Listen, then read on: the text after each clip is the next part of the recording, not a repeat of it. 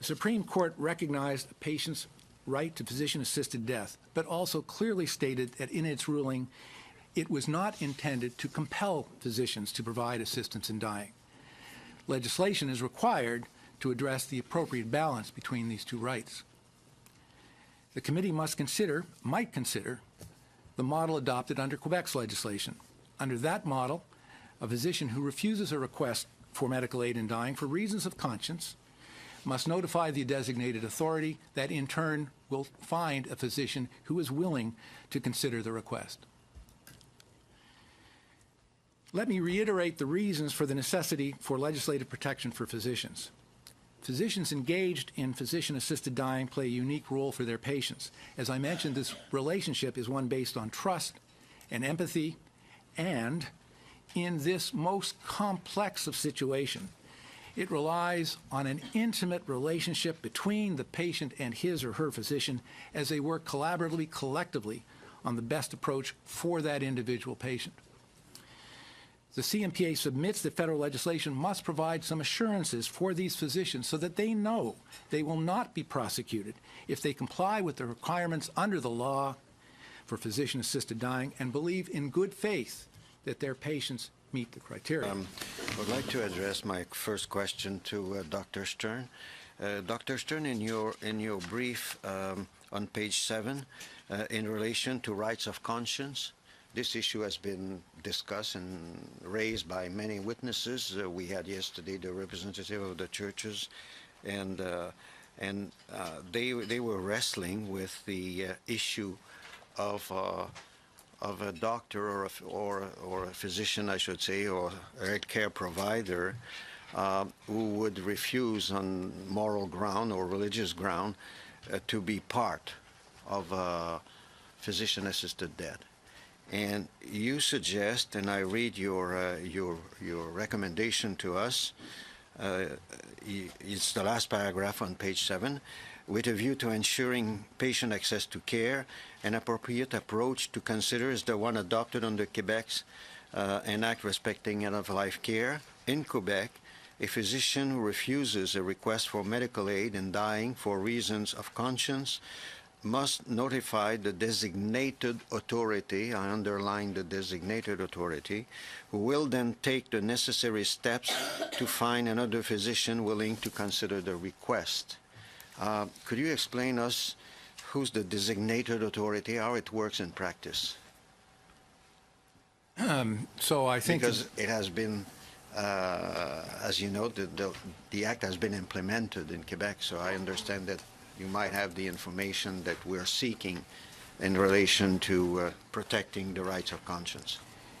So it's been 3 years since I left Quebec, and there are some the specifics of how the implementation of this that I am not current with. But when we read Quebec's act, we felt that it offered a very elegant solution to a very complex problem for physicians, and that is for those that truly have an inability on the basis of conscience to consider referring directly to another physician who would be willing to provide this, that Quebec provides for an opportunity to refer the patient to the authority. Now, I am not certain whether this is under the reforms that have occurred recently in Quebec in terms of the way they've reorganized the system, whether this refers to the hospital in one instance, whether it's to a regional health authority, which many of which have been no longer exist, or which authority they're referring to. But it is something that Quebec has contemplated as an elegant solution to try and assist physicians who have significant, and we think that this is a solution that could be adopted in other jurisdictions. Because the way I read that section of the Quebec Act, section 31, in the case of a doctor practicing in an hospital, it is referred to the executive director of the institution. So the institution is not neutral in that case, because we had the witness last night who pleaded to us that institutions, are also, quote, protected by the rights of conscience. But in the case of Quebec, it's clearly in the act that the institution is not neutral. The institution has an obligation to provide the the service. In the case that there is a local authority that is not in an institution, they have to refer to the local community service center, what we call the CLSC in Quebec. So in other words, the public institution have a responsibility to make sure that the request will be acted upon, taken care of, if I should say. So do you consider that this is safe protection in relation to the right of a physician to object to be part of the PAD? So we, like everyone else who's appeared before you, has wrestled with this most complex issue of conscience. And you, I know very well that in the Carter decision, the Supreme Court specifically said it is improper or unacceptable to compel a physician to participate in assisted dying. The issue becomes, what then, following that inability? How do we move the patient to ensure that that patient has appropriate access to someone willing to do it? Again, when I left Quebec as a CEO of a hospital, we were preparing. Now, this was before the legislation was enacted. We were preparing for a mechanism through the DSP to ensure that we would be able to provide a physician in this instance. Each province has a different governance mechanism. I can't speak to every provincial governance. I can't speak to every provincial management system. But clearly, I agree with your position that the CEO of the hospital and the board of the hospital has got an obligation to participate under the law of the land. And so, again, I go back to, we think this is the best solution, a solution similar to what Quebec is providing for their patients in need. Thank you, Dr. Stern. I'd like to go back to an issue that we've all been struggling with, and Dr. Stern, you really did say that to us, and we have been struggling with rights of conscience. And we understand that we have the imperative to balance the charter rights of physicians to their conscientious subjection with the charter rights of patients to access. And in your response to Senator Joyal, you spoke about the patient access to care, the patient right to access to care, and how Quebec has done this.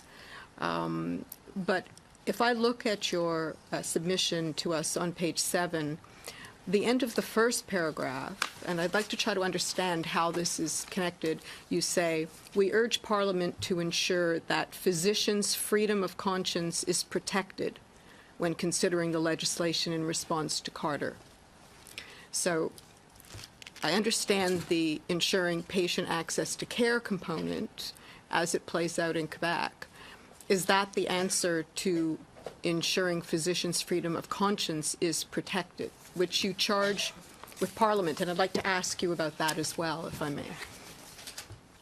So there really are two levels of freedom of conscience here. The first is those physicians that are uncomfortable for reasons of conscience to participate in responding to the request of the patient, but who feel comfortable with referring the patient to a different physician who would be willing to perform that. I believe that will be the majority of the physicians who express difficulties of conscience. The last part, the Quebec part that we're referring to, is for a very small number of physicians who may feel uncomfortable referring a patient for reasons of conscience to another physician. And this is our attempt to say we believe that Quebec has done an extensive review of the issues of conscience. They have been very thoughtful about this.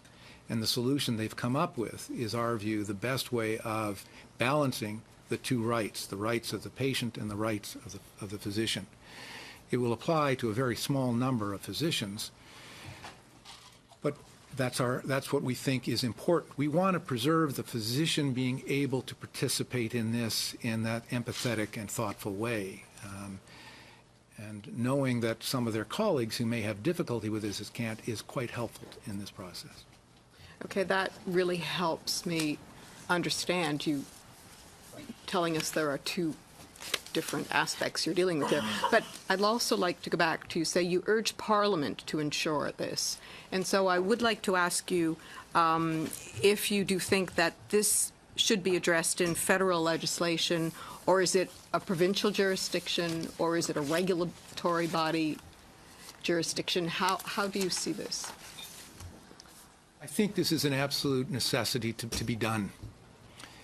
Our concerns are that some provinces may not entertain legislation.